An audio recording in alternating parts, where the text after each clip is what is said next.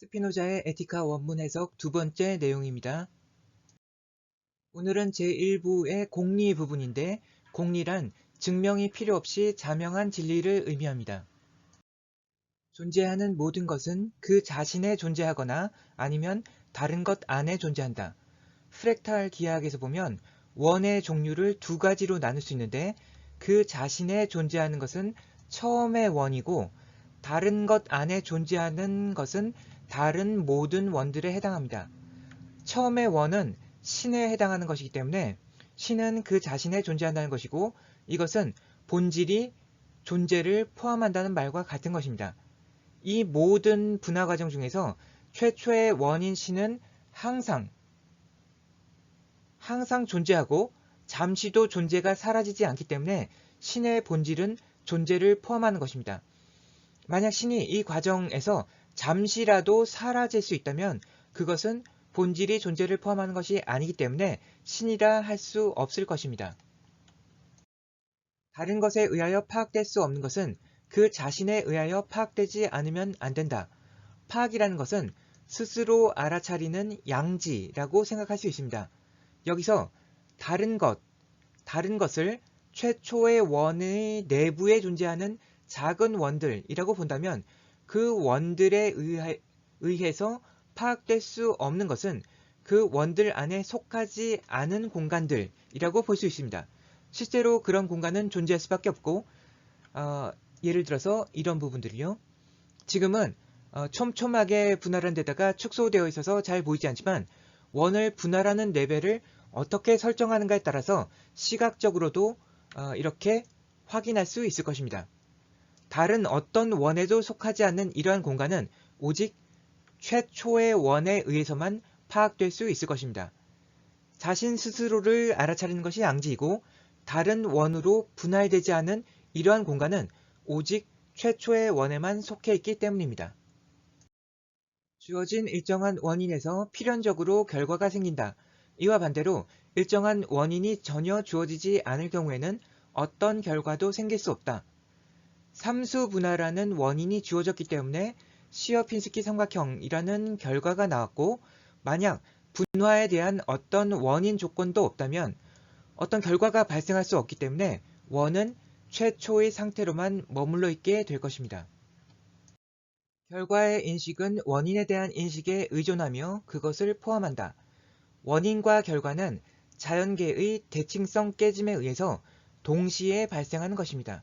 따라서 그것에 대한 인식 역시 따로따로일 수 없습니다. 아폴로니칸 게스킷에서 삼수분화라는 원인으로 인해서 결과적으로 시어핀스키 삼각형이 도출됩니다. 원인에 대한 인식은 삼수분화이고 결과에 대한 인식은 시어핀스키 삼각형입니다.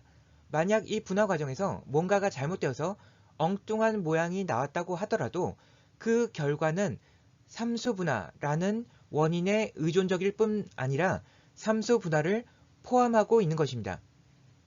시어핀스키 삼각형과 동일하게 여기에 나타난 알데몬즈의 경우에도 삼수분화의 원인을 동일하게 담고 있다는 것은 선과 악이라는 결과를 초월해서 원인에 해당하는 신이 항상 이곳에도 깃들어 있다는 것으로 해석될 수 있을 것입니다.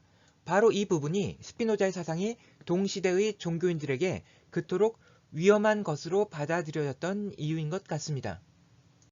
서로 아무런 공통된 것도 가지지 않은 것들은 서로 상대편에게 인식될 수 없으며, 또한 한 개념은 다른 개념을 포함하지 않는다. 예를 들어서 한국인과 한국인이 대화하는 것과 한국인과 일본인, 한국인과 외계인이 대화를 한다면 당연히 공통점이 많은 경우가 서로 상대편에게 인식되는 부분이 많을 것이고, 만약 서로 공통된 것이 전혀 없다면 인식이 전혀 불가능할 것입니다. 프랙탈 모델에 기반한다면 모든 원들이 공유하는 공통점은 최초의 원 안에 내포된다는 것입니다. 삼라만상은 모두 신이라는 공통점을 가지고 있기 때문에 서로 인식할 수 있고 상호 포함되는 부분이 존재하게 되는 것입니다. 참다운 관념은 자신의 대상과 일치하지 않으면 안 된다. 관념과 대상은 쇼펜하우어의 의지와 표상의 관계로 생각할 수 있습니다. 삼수 분할을 해서 나온 결과가 시어핀스키 삼각형이라면 관념과 대상이 일치한 경우로 볼 수 있을 것이고, 삼수 분할을 해서 나온 결과가 알데몬즈라면 관념과 대상이 불일치한 경우로 볼 수 있지 않을까 싶습니다. 왜냐하면 시어핀스키 삼각형은 삼수 분할의 의지가 온전히 작용한 것이지만 알데몬즈는 어떤 오류로 인해서 간섭이 일어난 경우이기 때문에 삼수 분할의 의지가 왜곡된 결과로 볼 수 있을 것입니다. 존재하지 않는다고 파악할 수 있는 것의 본질에는 존재가 포함되지 않는다. 이 원들을 보면 최초의 원이 아닌 내부의 원들은 분화 단계에 따라서 존재할 때가 있고 존재하지 않을 때가 있습니다. 이러한 원들은 일시적으로만 존재하는 것이 가능하기 때문에 존재가 본질이 아닙니다. 영원하지 않은 것이기 때문에 마야의 환상 같은 것입니다. 하지만 최초의 원은 있었다 없었다 하지 않고 항상 존재하는 것이기 때문에 영원한 것이고 본질이 존재를 포함하는 것입니다. 스피노자가 정의와 공리를 통해서 밝히고자 했던 것은 신은 있었다 없었다 하는 일시적인 존재가 아니라 항상 영원히 모든 곳에 존재한다는 것입니다. 정의와 공리 이후에 나오는 정리들은 모두 정의와 공리의 조합에 의한 증명들로서 조금 더 속도를 내서 핵심만 짚고 넘어갈 수 있지 않을까 싶습니다. 들어주셔서 감사합니다.